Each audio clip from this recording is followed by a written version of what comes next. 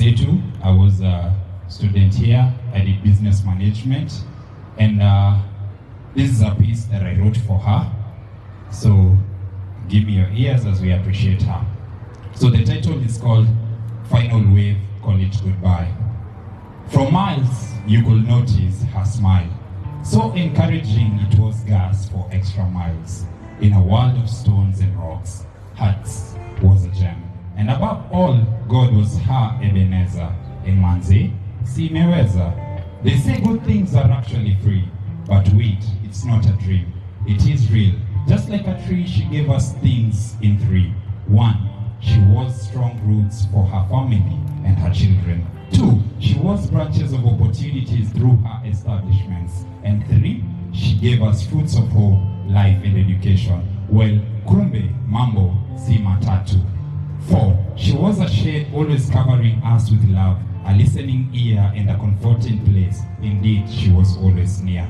If our worlds could build her a palace, then she will have more than a gold home. She was always dancing, interacting and mentoring people to their own discoveries, giving them energy and zeal to press on. Those with suits and people like us who thought we were so torn. Well, this is a sad tone, a goodbye wave.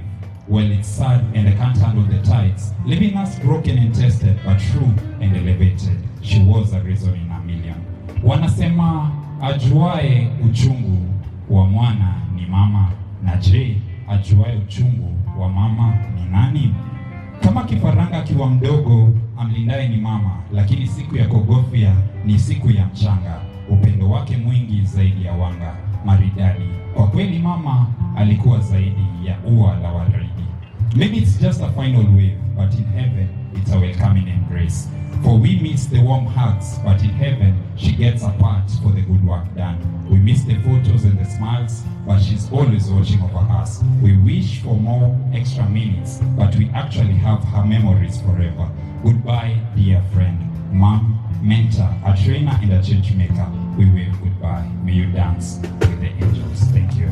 Tumpongeze maneno mazuri matamu.